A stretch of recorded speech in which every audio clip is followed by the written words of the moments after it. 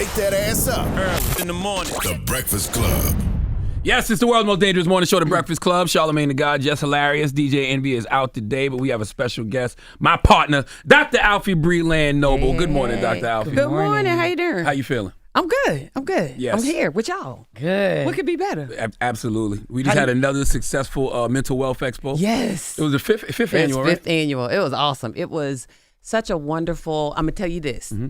Newark, I love Newark. Same. That audience, girl, the energy, they were like locked in, and they were paying attention, and they were responsive, and they were just so kind. And so I love that we were in Newark and that we went there this year. The venue was fantastic. New Jersey Institute of Technology. Everybody there was really cool. So it was fantastic. Yeah. What are some of the things that you took away? Like, did people open up to you about certain things? They always do. Like, I end up with like a line of people because I think people be trying to get free therapy. Yeah. Because we all need it. Yeah. I think what I learned was that there's so much need out there, and I learned a lot. My son was on stage at one point. I learned a lot from Jason Wilson. I learned a lot from a lot of the different people who were on stage. But I think the main thing I learned was that Black people actually do want healing, right? People act like we just out here wilding and like we don't care about our mental health and we don't care to take care of ourselves, but we do. Like, and everybody's not on this hustle, grind, push through,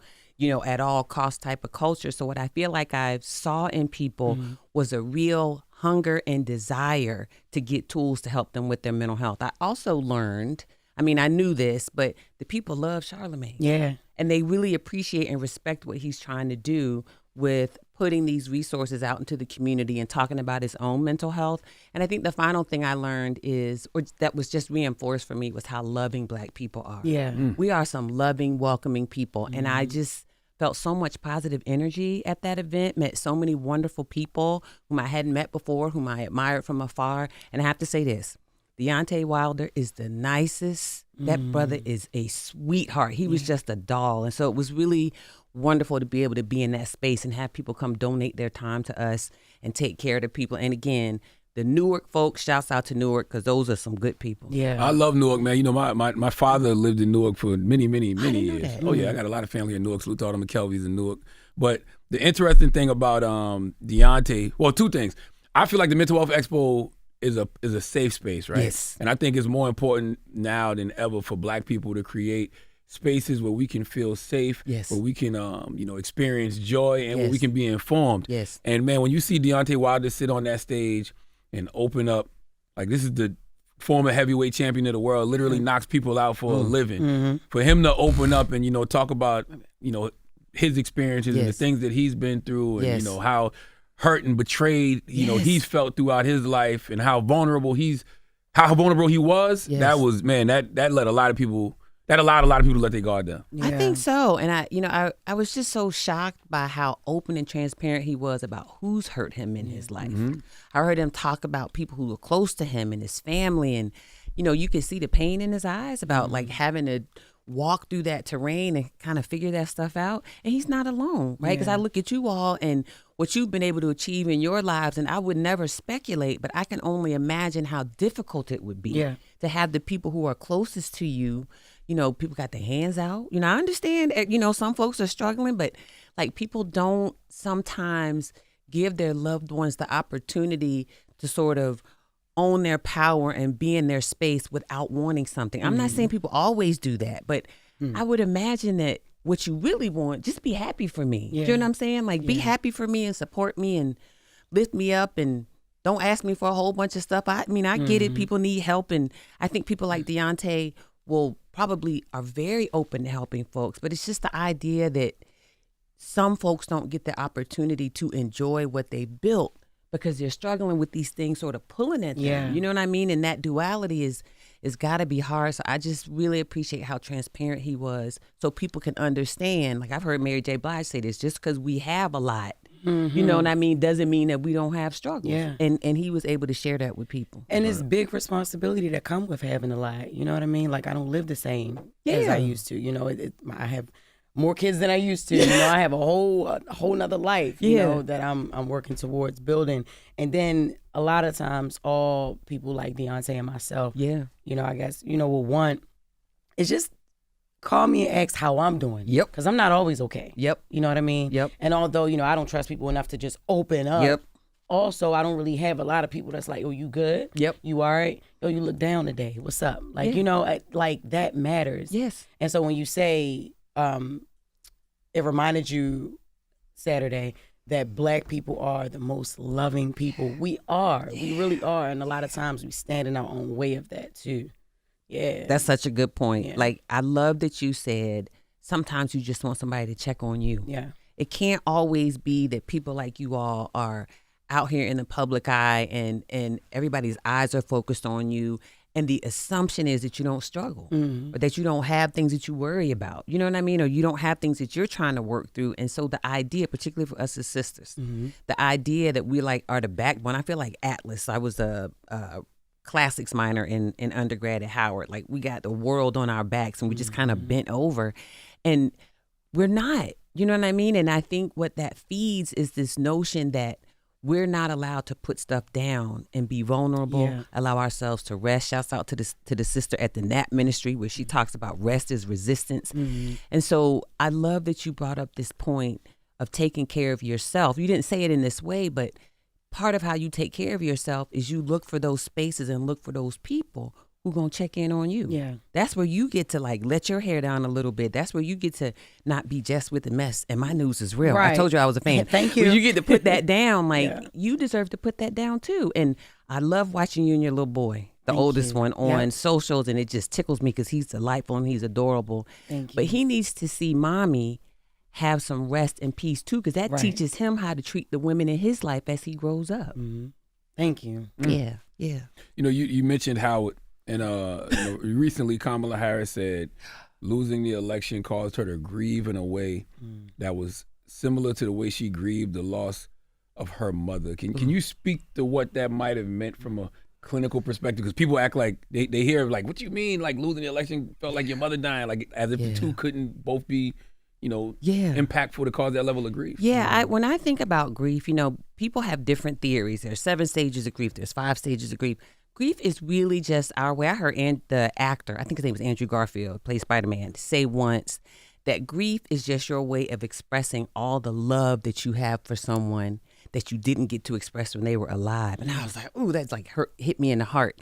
And I think the idea of grief is really just processing loss. Right? Loss is not just a human. Loss can be anything. Loss can be a relationship. Loss can be, losing a loved one. I lost my mom actually 19 years ago. About a month ago, it was 19 years. And my sorority sister and my fellow HU Bison, one day I'm going to meet that sister. I love Big Sister General Kamala Harris. And I think if you think about what she put into 107 days, right? When you think about what she had to endure, the things that she was not allowed to say, the ways in which she was not permitted to be her full self because she was running for office. I think when you think about carrying all of that, that is heavy. And to go through all of that at the highest level on an international stage with all these eyes on you, and then to lose to who she lost to and in the way that she lost, we're just going to keep it real. That's heavy and that's hard. And so I can actually understand her grieving that because that's a chapter of her life that she was thrust into that maybe she wasn't expecting. And she has to put that down. And so anytime you have to put something down like that, we should anticipate that separation, that void is going to be there. And that's what grief is. It is processing and making sense of what did I lose? How did I lose it? And what am I going to fill that space in my heart with now that is gone? So it makes total sense to me that she would say that. What mental health? What do you think? Do you think mental health initiatives are being adequately funded? Because I noticed this weekend, we had the Mental Wealth Expo, but I saw 2 or 3 other events going on. I know Taraji P. Henson had her event, and that's great because it was World Mental Health Day Friday. Taraji P. Henson had her event going on. And what was the other ones you went to? Project Healthy Minds had an event, and I was with Kate Spade for World Mental Health Day, Women's Mental Health. Which I think is great that all of these different events are happening. But do you think mental health initiatives are being adequately funded? No, absolutely not, because you have too many people out there who don't have access to care. And what people will always argue is that it's money. Some of it is money, but some of it is we don't have enough providers who look like us, right? I'm talking about Black folks right now, or the people of color, to allow people to look online or to get a recommendation and to know instantly that they're going to sit down with somebody who gets them, right? So we're not funded in terms of providers. We're not funded. You know, Shar, I'm always talking about the research. We don't have near enough money to do the research that needs to be done. You know, we just don't have enough facilities to take people in. When I think about inpatient facilities for people who really need care, even if it's short-term care or long-term care, there are not enough facilities around. And then when you think about, you know, one of the latest things is defunding of special education. Yeah, right. And so those young people with behavioral health and educational needs, those young people are not going to get what they need. So in so many ways, we don't have anywhere near enough funding going towards some of the most vulnerable populations. And when I say vulnerable, I'm not just talking about Black folk. I'm not talking about race. I'm talking about different aspects like having a disability, like having a mental illness, having a severe and persistent mental illness, like Corey Minor-Smith always talks about, loving someone who might have schizophrenia. I heard y'all earlier, or, you know, dealing with. You heard it. I said it right. I said you said it right. I did not say it right. Sis. Or sis. She said schizophrenia. You said it right. But, you know, we don't have what we need to ensure. I also think about people who may have made a suicide attempt and have to be hospitalized. Particularly young people, there are not enough beds to go around for those young folks to get what they need. So, no, we absolutely don't have adequate funding for mental health initiatives. So what should people do then? How do we get the money? I think, well, one thing I think people have to do is people who have the means, even if all you have is $5, 5 cents, you know, and I think about the Mental Wealth Alliance and what you set out to do with train, treat, and teach. You want to get people the help that they need, but you can't do that if you don't have money, you don't have funding. So what I want people to do is to go to organizations like the Mental Wealth Alliance online, go to the website, go to the donate page and give what you can. But it has to happen consistently. One thing we try to teach people is, you know, everybody loves coffee. I'm not going to call no coffee company's name because it's one that y'all like up here in New York. I don't like it, but I ain't going to say nothing because I don't want anybody to beat me up. But instead of having coffee 5 days a week, skip one of them $5 coffees and take that money and donate it to an organization like the Mental Wealth Alliance who's putting in the work. I think it's also about advocacy. We have to have people out here who are writing to their, you know, representatives at the local, regional, state, and federal level and saying, we need you to invest in our young people, in older people, in our communities to support. And then the final thing is, you know, when I think about youth and adolescent mental health, only about 1.5% to 2% of all funding that goes to everything in the nonprofit space goes to their mental health. Funding for mental health overall is a very small percentage of where money goes because of stigma. So I think part of it is with what we do at the Mental Wealth Alliance and similar organizations, the goal is to help people understand. I heard somebody say the other day, if you break your leg, if you have diabetes, God forbid if you have, you know, hopefully it's a benign tumor, if you have something that's impacting you, you don't ask to wait, or you're not asked to wait to get that treated. It's the same thing with mental health. We shouldn't ask people to put off taking care of their mental health because there's not access, there's not money, there's not availability of providers. And so if each of us can do just a little bit, right? And part of my mission with the work that I do is to try to put money in organizations to help them get the resources that they need to do the work. But it can't be one person. It can't be just a few people. It takes all of us. You talked about the youth. You wrote something called The State of Mental Health for Youth and Young Adults 2025. You did a report. What was that about? Yeah, so the State of Mental Health of Youth and Young Adults for 2025 is a second iteration of a study. I am a researcher at heart. My deepest belief is that every young person deserves to feel seen, heard, and valued. When I say young people, I'm basically talking about anybody under 30 because I'm old.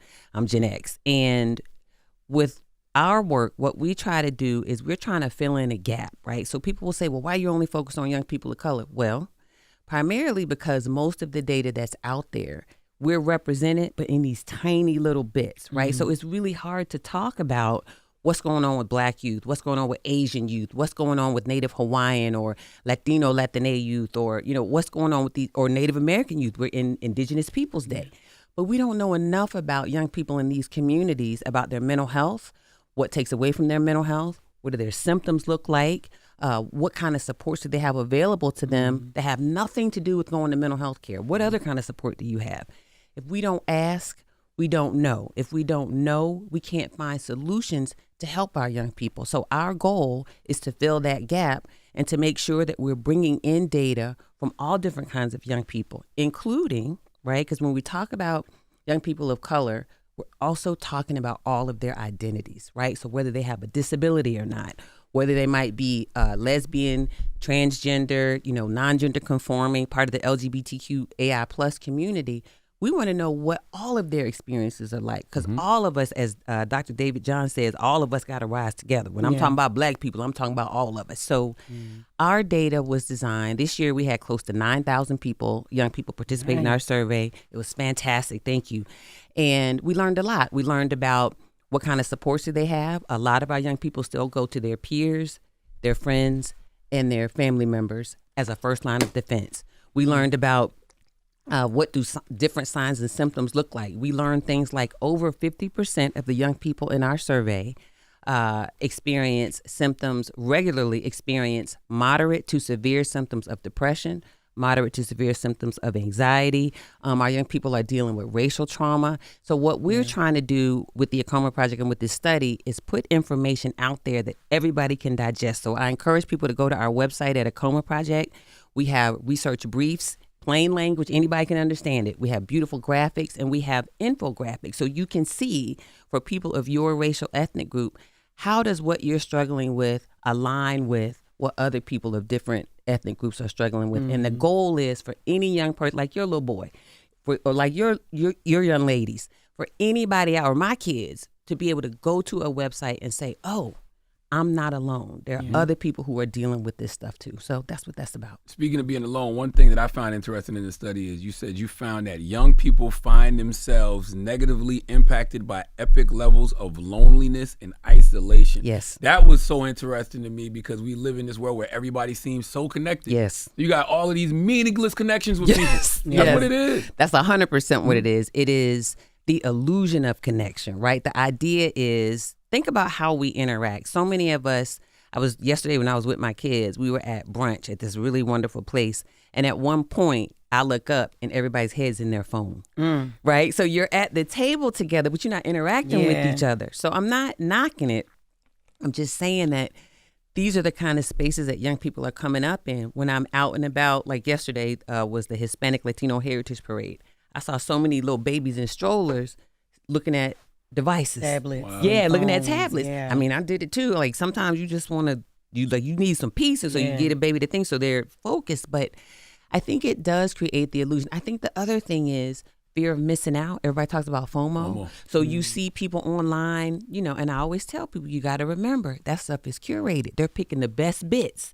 They're not showing you how lonely they were 10 minutes before they just got themselves together, put on a whole bunch of makeup, got their gear tight, and went to that party. And maybe the whole time they were at that party, when they weren't taking pictures, they were standing in the corner by themselves. On the phone. Or on the phone, right. And so, the loneliness epidemic, I think, comes from a number of different spaces. I think too many of our young people are not taught. Think about the pandemic, when they lost the opportunity to learn the skills that we learned. I've heard you talk about your educational experience. Yeah. I grew up like that too. Yeah. You lose the opportunity to be in community physically, to learn how to go sit down with somebody at the lunch table, how to start a conversation, how to read social cues and know when it's time to back up. Do you know what I mean? How to deal with conflict. And if you don't learn those skills, I think what a lot of us do, of any age, is we shrink. Yeah. We don't try.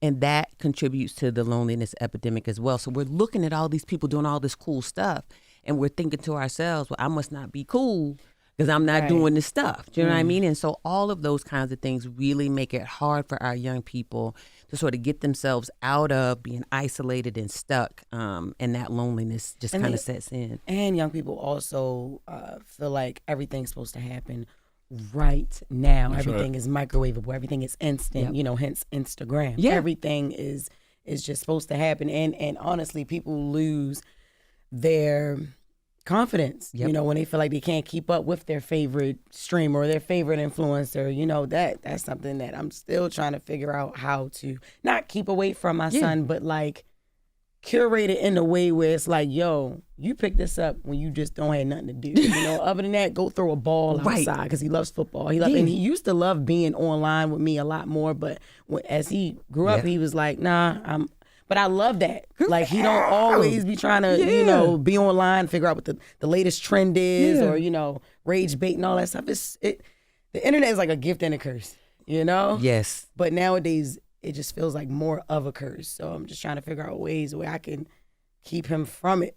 But I feel like, as I can. But what you've described lets me know, as a person who's worked with parents and families in the past, you did something right, right? Because the fact that he feels comfortable pulling away from it and communicating to you, nah, I'm good, I don't want to do that, and you accept that and receive that. Because, you know, a lot of folks out here, I've seen all these documentaries, they're forcing these kids to be all the time. The kid is the content, you know what I'm saying? And so the kid is the moneymaker.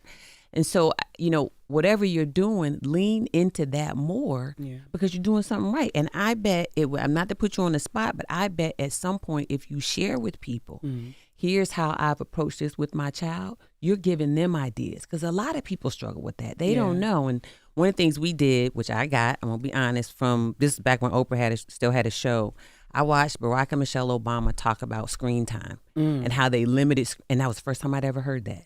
And their thing that they said was during the week, no screens. And me and my husband looked at like, what? What you mean no screens? How you do that? But we did it. And both of our kids ended up being class valedictorians. Nice. So it's like you talked about how smart you were and how well you did in school. So I think there's something to be said for when you hear these great ideas from people, figure out what might work for your family. Maybe you have to tweak it, but I think it really is about being active consumers and being active, like you're saying, managers of what happens with social media and those screens with our children. We cannot leave it to them to figure it out. It's our job as caregivers to help them navigate it. We do that in our house. No screens during the week. Oh, that's great. Yeah, and on the weekends, you get a certain amount of time. That's it. That's it. That's it. It Should be like a treat. It is. Yeah. People to me use it as a tool to keep the babies occupied. Yep. Yep. And I'm gonna tell you one thing. Jason Wilson told me over the weekend. I had never heard of it. Have y'all heard of this thing? The brick your phone. No. So okay, I'm gonna tell you real quickly. It's a little device. You know, the device stays in your home or in one location. You set the device. I'm being really crude with it. Where certain apps, you disable them with the brick. So it's like you touch your phone to the brick and those apps are disabled. So maybe like Instagram or TikTok or something like that, right? Then when you leave the house, the only way you can re-engage those is by touching the brick. Oh, I love that. So if you're gone, you can't engage with the app. Does that make sense? It's locked. You're locked out of it essentially. And he told me that. I was like, oh, I love that. Because it reduces the temptation to brick your phone. It reduces the temptation to turn it back on. I thought that was fantastic. So I'm going to have to try that. Yeah, even for me, I need that. I need that. I need help. You ever be on the phone, you ever be scrolling, and you like, all right, it'll be 4:44. I'm gonna do this till 5 o'clock. You look up and it's 6 o'clock. Yes, you ma'am. like, yo, I could have done so much in that hour. Yes. And you don't even realize. Nope. I did it this morning. I was getting ready to get over here, and I looked up. I said, okay, I got to get dressed because I got to get in the car because I don't want to be late. I looked up, 45 minutes had passed, and I'm like, oh, God, I got to get all this stuff together. Right? And you just lose track of time. Yeah. So it happens to the best of us. So something like that forces you. I love that. Now, I know I would struggle a little bit because I'd be hot. Be like, how you turn this thing off? I need an emergency off switch. But it would help me because it would retrain, help me retrain my mind and my behaviors. I don't need to be on IG all the time. I'm not a big TikTok fan, but I can do something other than sit here and stare at this phone and scroll all day. So yeah. Yeah, getbrick.app is the site.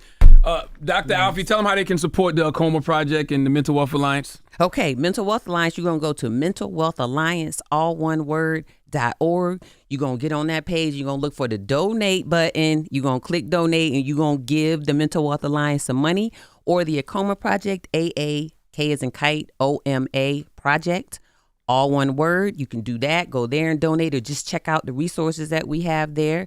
You can follow, obviously, Charlamagne the Guy, so you can learn more about the Mental Wealth Alliance, or follow me, Dr. Alfiee, DrAlfiee, on all socials, like everywhere. And we hope you'll go donate to the Mental Wealth Alliance. Yeah. It's interesting. People always ask me, Charlamagne, how are you able to do so many different things. And I always say, because you have to have a great team. And, Dr. Alfiee Breland Noble, she runs the Mental Wealth Alliance. She runs the Acoma Project. And she, helps put together the Mental Wealth Expo every year along with iHeart and, everybody else. So thank you, Dr. Alfiee. Always. You're welcome. And shouts out to all the folks at iHeart, to you and everybody, New Jersey Institute of Technology. That was a lot of work. Yes. And I just really appreciate everybody who put their time and effort in. And I got to shout out the kind people in Newark for coming. We really appreciate y'all. Thank you, Newark. Thank you, Dr. Alfiee. You're It's welcome. The Breakfast Club. Wake that ass up. Early in the morning. The Breakfast Club.